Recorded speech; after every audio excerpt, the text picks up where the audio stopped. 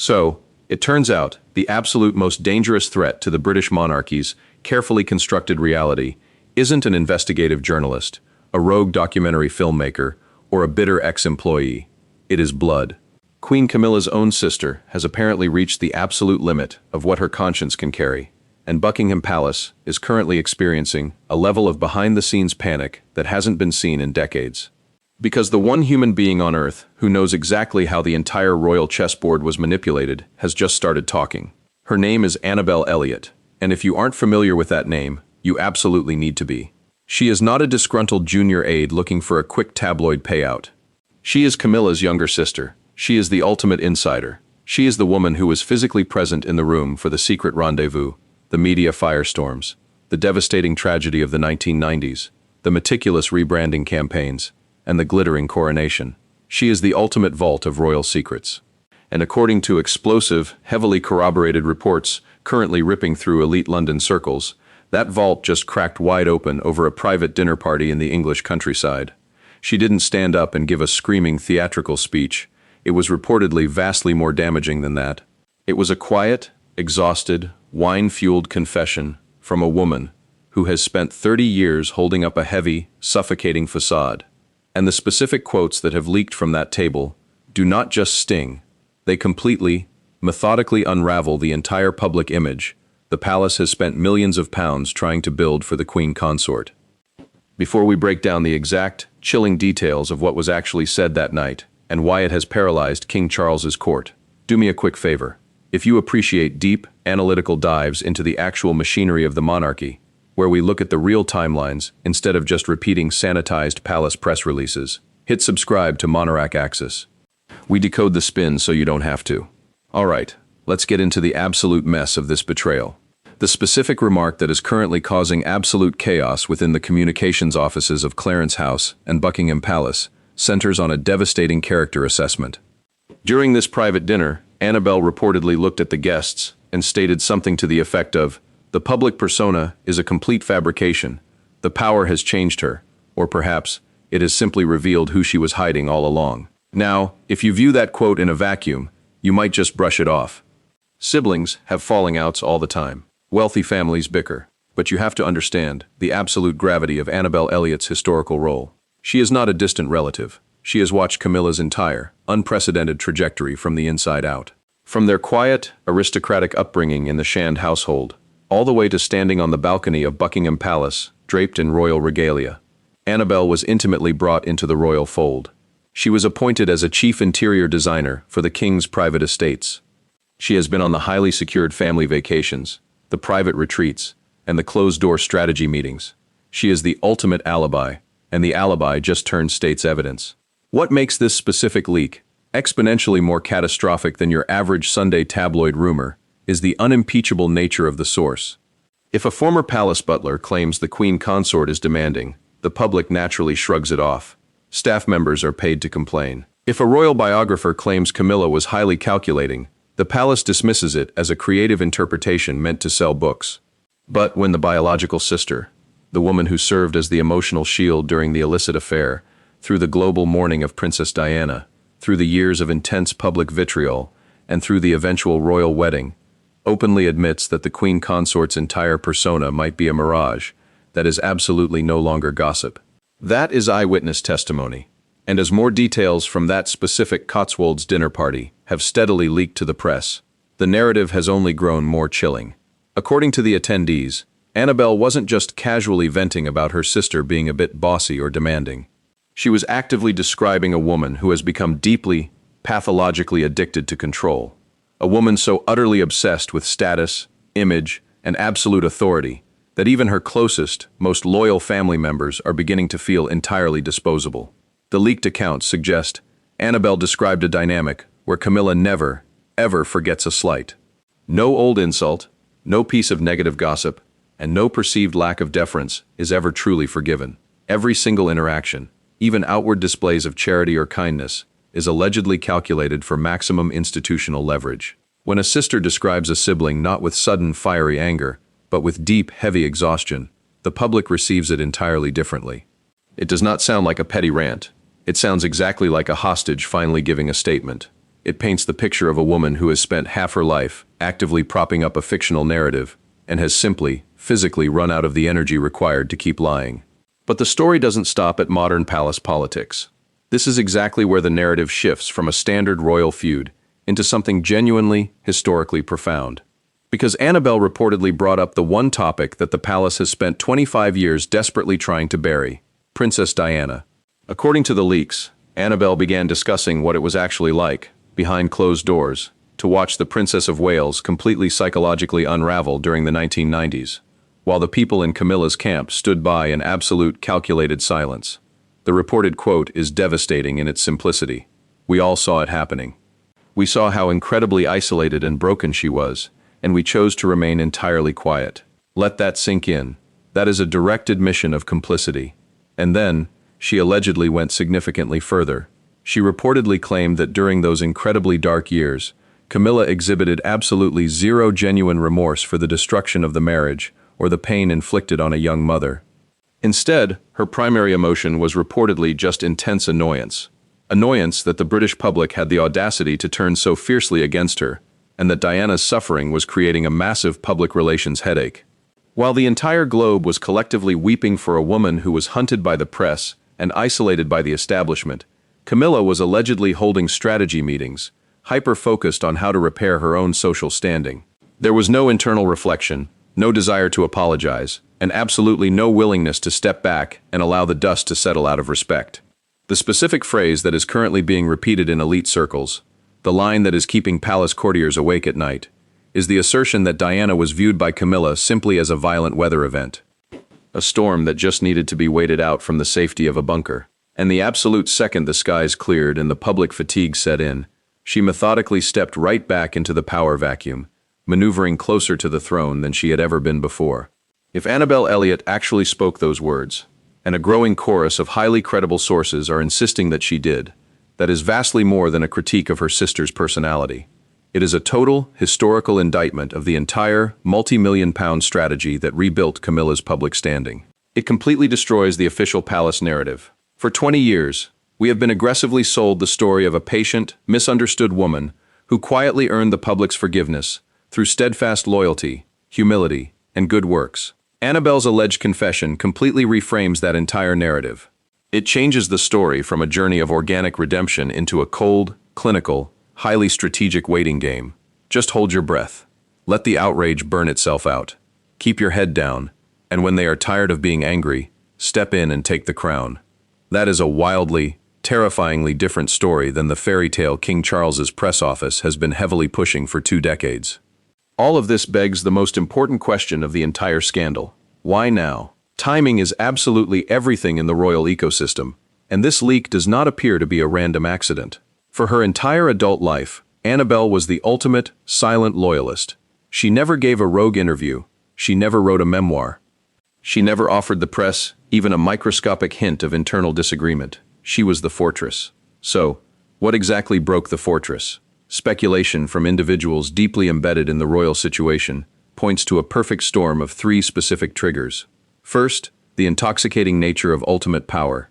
According to family friends, Camilla's baseline behavior reportedly underwent a massive, undeniable shift the absolute second the St. Edward's crown was placed on her head. The transition from controversial consort to reigning queen completely altered her dynamic with everyone around her. A source described it chillingly. The power did not soften her, it revealed her. The patience she had utilized as a weapon for decades was suddenly no longer required. The deference she showed to the old guard vanished. Requests to her staff became absolute, unyielding demands. Annabelle, who is widely described as highly observant and deeply introspective, apparently watched this terrifying metamorphosis occur and held her tongue for a long time. But the sheer arrogance of the transformation slowly, steadily wore away at her loyalty. Second, the unavoidable Kate Middleton factor. Multiple palace insiders have strongly suggested that over the years, Annabelle developed a profound, genuine fondness for Catherine, the Princess of Wales. Kate is, in many structural ways, the modern parallel to Diana, a beautiful, highly scrutinized commoner, carrying the immense, crushing weight of the monarchy's future on her shoulders. Watching Kate navigate the exact same ruthless, meat-grinding institution that once completely chewed up and destroyed Diana supposedly stirred something incredibly deep within Annabelle. It served as a daily, visual reminder of the past. It reportedly forced Annabelle to brutally reflect on her own historical role, the decades of stony silence she maintained, the fierce protection she actively provided to her sister, all while another vulnerable woman was being systemically dismantled by the exact same royal machinery. One highly placed insider claimed that during a private brunch late last year, Annabelle expressed a haunting realization. Diana never actually stood a chance against us. She was far too open, far too human, and we were all simply too terrified of the establishment to defend her. That is not a passing, casual observation about history. That is profound, festering guilt. That is the sound of someone looking back at the most consequential, tragic royal event in modern history and quietly admitting that she was complicit in the cruelty. Third, the aggressive elevation of the Parker Bowles bloodline. This has been one of the most fiercely guarded secrets behind palace walls, but the tension has been boiling for months. Since becoming queen, Camilla has reportedly been applying relentless, quiet pressure on King Charles to secure more formal royal recognition, access, and status for her own biological children and grandchildren. For Annabelle, watching her sister actively utilize the sacred machinery of the British monarchy to aggressively elevate her own civilian bloodline, potentially at the direct expense of Prince William, Princess Kate, and the lingering memory of Diana, was allegedly the final, absolute straw. It is one thing to quietly support your sister's complicated rise to respectability. It is an entirely different moral universe to sit back and watch that rise mutate into a ruthless, dynasty-building project that actively attempts to sideline the actual, biological future king and his family. Sources explicitly state that Annabelle became profoundly uncomfortable with what she perceived as Camilla's arrogant desire to literally rewrite the royal family tree in her own image. And if you have been paying close, analytical attention to the visual royal dynamics over the past 18 months, that specific tension has been glaringly obvious. The icy physical distance between certain family members at public state events, the highly strategic, heavily debated seating arrangements at the coronation, the aggressive way William and Kate have physically positioned their own children as an impenetrable wall of biological continuity, sharply contrasted against the sudden, forced inclusion of Camilla's extended relatives. The signs were always there. We just needed the Rosetta Stone to translate them, and Annabelle just handed it to the world. The official response from Buckingham Palace has been entirely, predictably non-existent. There is no formal comment.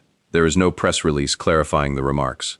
So is just a heavy, suffocating wall of silence. But do not mistake public silence for internal calm. Behind the heavily guarded gates, the situation is being described as absolute, unmitigated chaos. Camilla is reportedly blindingly furious and entirely blindsided by the betrayal. All direct communication between the two sisters has allegedly been severed completely. One senior palace source put the reality of the situation in incredibly blunt terms. The queen consort is outraged, yes, but vastly more importantly than that, she is deeply, genuinely afraid.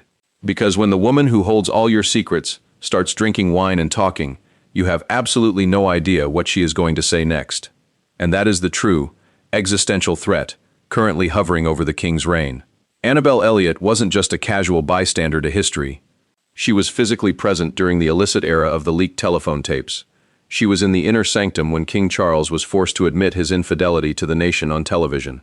She was watching closely when Diana sat entirely alone, surrounded by enemies in St. Paul's Cathedral. She knows exactly what was whispered in private drawing rooms. She knows exactly what desperate letters were drafted. She knows exactly which courtiers were bought, which narratives were planted in the press, and which strategic decisions were made to destroy rivals. There have been persistent, terrifying rumors in elite circles for years that Annabelle kept meticulous, private journals. If those diaries actually exist, and if she ever, for a single moment, decides to share vastly more than a few remorseful comments at a country dinner party, the resulting institutional damage would be globally catastrophic. Let's take a moment to deeply analyze what this potential leak actually reveals about the true nature of Camilla's ascent to power, because in the sanitized, modern era, it is incredibly easy to forget just how entirely unprecedented and mathematically impossible her rise actually was.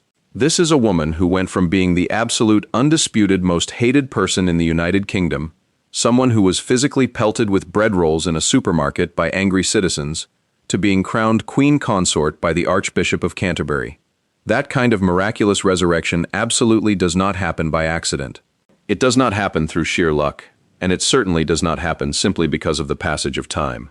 It requires a level of relentless, Machiavellian strategic patience and ruthless image management that is almost entirely unheard of in modern history. After Princess Diana gave her earth-shattering 1995 BBC Panorama interview, where she famously declared to millions of viewers that there were 3 of us in this marriage, Camilla did something incredibly telling. She did not fight back publicly. She didn't hire a flashy lawyer to give interviews defending her honor on the morning shows. She went completely, terrifyingly silent.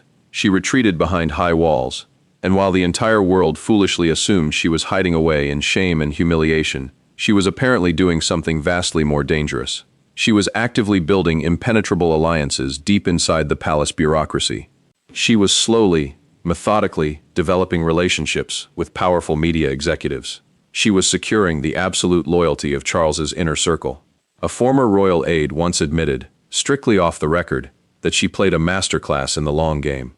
While Diana was incredibly raw, deeply emotional, and highly vulnerable in the public eye, Camilla was completely collected, ruthlessly strategic, and entirely private.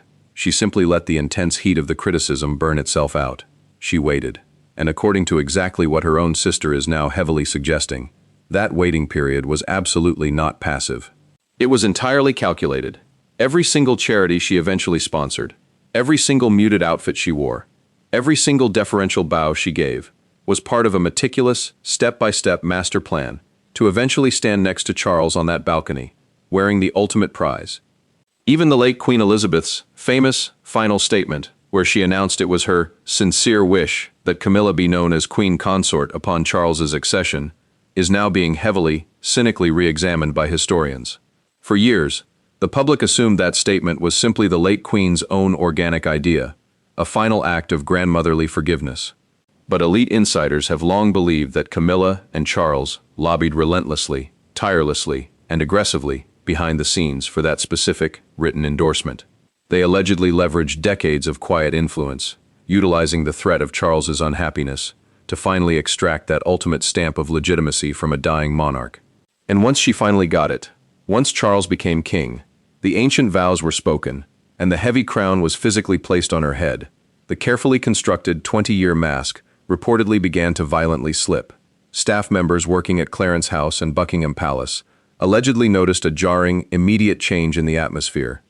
Polite requests instantly morphed into sharp, unyielding orders. Public appearances were no longer about humble service.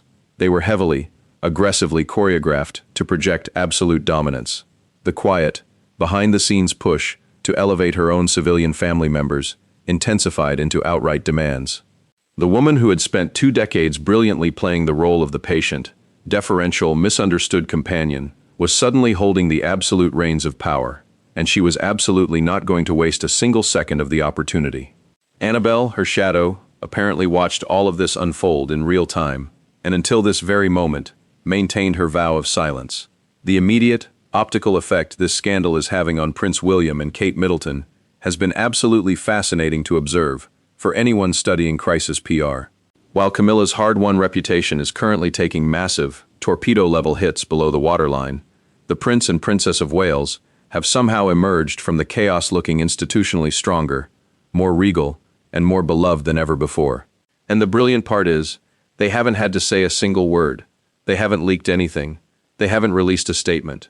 The sheer, glaring contrast between the two camps is doing all of the heavy lifting for them. Camilla's entire legacy, now being actively exposed by her own blood as being built on cold strategy, manipulation, and ruthless control, is being sharply contrasted with William and Kate's public approach, which is fundamentally built on steadfast duty, extreme consistency, and quiet stability. Kate Middleton has never, ever needed to play dark, Machiavellian power games. She has never engaged in a shadow campaign to secure unearned titles for the Middleton family. She has remained entirely focused on raising her children, championing her early years' patronages, and actively modernizing the royal family's image through genuine, relatable consistency, rather than through backroom manipulation.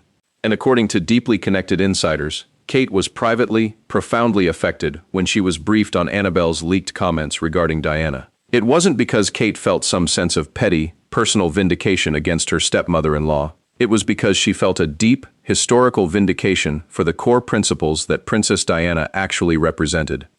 Compassion, emotional vulnerability, genuine honesty, the exact human elements that were apparently completely, coldly missing from the room while the establishment allowed Diana to fall apart.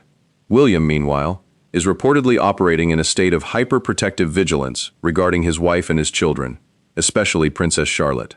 As the dark speculation aggressively grows regarding Camilla's immense private ambitions and her relentless desire to embed her civilian family into the core of palace politics, William is apparently fiercely focused on securing an entirely different kind of monarchy for his own heirs. He is actively architecting a future that strongly echoes the empathetic legacy of his mother, rather than the calculating, corporate legacy of his stepmother. The public support for William and Kate has surged exponentially in recent months. Princess Charlotte's carefully planned, age-appropriate public appearances have been received with overwhelming global warmth.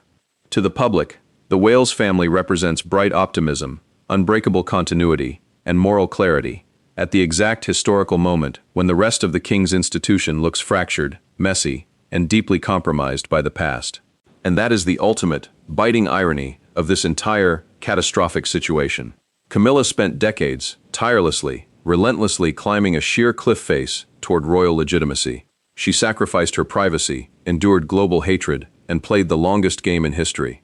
And just when she finally reached the absolute summit, planted her flag, and secured the crown, her own sister may have just effortlessly kicked the entire foundation out from under her with a single glass of wine. The central question that keeps endlessly circling the drawing rooms of London is why Annabelle ultimately chose not to lock down the leaks, or even if she intended for her words to escape the room at all. The dinner in the Cotswolds was supposed to be highly private. It was a manor house, surrounded by old, wealthy friends, filled with expensive wine and assumed discretion. Absolutely none of it was meant to find its way to the press. But someone at that table talked. Someone listened to the Queen Consort's sister unburden her soul, decided that those specific words were vastly too historically significant to keep confidential, and blew the whistle. And once those words were out in the ether, there was absolutely no putting the toothpaste back in the tube. Some crisis PR experts initially assumed that Annabelle would immediately release a strongly worded statement denying the leaks, or claiming she was heavily misquoted by malicious guests. That is the standard royal playbook. But according to the sources, she has done absolutely nothing of the sort. The silence emanating from her camp is almost as loud and as terrifying as the silence emanating from Buckingham Palace. And in the brutal world of royal scandal, the total absence of a firm denial simply allows the quotes to hang there in the air, gaining more weight, credibility, and destructive momentum every single day. There is also the terrifying possibility that Annabelle has significantly more to say. If she actually documented her granular observations over the years, if she meticulously wrote down what she witnessed during the affair years, during the intense isolation of Diana, and during the billion-dollar rebranding campaign, that material would be nuclear. It wouldn't just be speculative interpretation from a biographer. It would be a verified, first-hand, historical account from the woman standing directly inside the room where it happened. The palace machinery absolutely knows this. King Charles knows this. And Camilla definitely knows this. And that is exactly why the fear permeating behind the scenes is reportedly so suffocatingly intense. This isn't a finished story that will blow over by the weekend. This is merely an opening chapter. Annabelle has successfully demonstrated that she is capable of speaking. She has demonstrated that the media will treat her words with absolute gravity, and most dangerously, she has demonstrated that the carefully maintained, fiercely protected silence of several decades can shatter into a million pieces in a single evening. The broader, structural implication here is about the fundamental nature of loyalty within the British royal family. The firm has historically always relied on absolute discretion for its survival. Blood family members do not talk to the press. Staff members sign ironclad non-disclosure agreements. The entire ancient system depends on a culture of omerta, people keeping their mouths firmly shut to protect the crown at all costs. But when the person who starts talking is blood family, when it is the biological sister who has served as the most trusted, intimate confidant for half a century, the system fundamentally does not have a defense mechanism designed for that scenario. You cannot fire your own sister. You cannot officially exile her without creating a vastly larger, more explosive public scandal. You cannot sue her for breach of privacy without making absolutely everything 10 times worse in a public courtroom. Camilla is entirely, hopelessly trapped, the one human being on the planet she probably never, ever imagined would turn against her narrative has done exactly that. And there is absolutely no PR strategy, no charity event, and no distraction tactic that can fix it. You can successfully rebrand an aristocratic mistress into a crowned queen consort, provided you have enough time, patience, and taxpayer money. But you cannot rebrand, dismiss, or outrun your own sister's deeply held, emotional testimony. And the British public is paying very, very close attention. Recent independent polling already showed Camilla's overall popularity severely lagging behind the other senior working royals. This scandal is not going to help close that gap. The court of public opinion is notoriously fickle, but it possesses an incredibly long, unforgiving memory when it comes to perceived hypocrisy. The carefully curated, sanitized story of Camilla as the patient, misunderstood, deeply devoted woman who humbly earned her place through quiet duty is now actively, violently competing with a new narrative. The story of Camilla as the cold, calculating, power-obsessed strategist who actively waited out a human tragedy, manipulated a vulnerable prince, and bullied her way to a crown. One of those stories took 20 grueling years and millions of pounds to construct. The other was apparently confirmed as the truth in a single evening by the person who knows her better than anyone else alive. That is the sheer, devastating asymmetry that makes this leak so incredibly damaging. It took a lifetime to build the illusion, and it took one dinner party to completely shatter it. What happens next is entirely unclear. Annabelle could quietly retreat back into a heavily shielded private life, hoping the storm eventually passes. She could finally issue a watered-down statement of clarification. Or, terrified of the Pandora's box she has opened, she could choose to say even more. Camilla could attempt to repair the shattered relationship behind closed doors, or she could choose to freeze her sister out permanently, excommunicating her from the royal fold. King Charles is caught helplessly in the middle. He is aging, he is battling health issues, and he is desperately trying to balance his devotion to the woman he fought the world to legitimize, with the rigid family structure he desperately needs to protect to ensure the crown's survival. Prince William and Kate will almost certainly continue their strategy of absolute silence, continuing to do exactly what they have been doing, quietly, effortlessly, building public trust through unproblematic consistency. But the foundational damage to Camilla's historical reputation is already done. The carefully crafted, perfect picture has been irrevocably revealed as exactly that, a painted picture, completely divorced from the dark, messy reality. And the fatal blow came directly from her own blood. That is the part that will sting the most, long after the headlines fade. It wasn't a ruthless journalist. It wasn't a jealous rival. It wasn't a bitter former employee. It was her sister. It was the person who stood beside her through the absolute worst moments of her life. The person who, according to her own alleged words, saw exactly what was happening to a young princess of Wales and stayed entirely silent out of blind loyalty, until the crushing, moral weight of that silence simply became far too heavy for her soul to carry. If Annabelle truly said, "I loved her in my own way, but I did not protect her," neither of us did, and was speaking about Diana, then this is no longer just a salacious story about royal infighting and palace drama. It is a profound, tragic story about a human conscience finally catching up to a woman whose arrogance convinced her she could outrun it.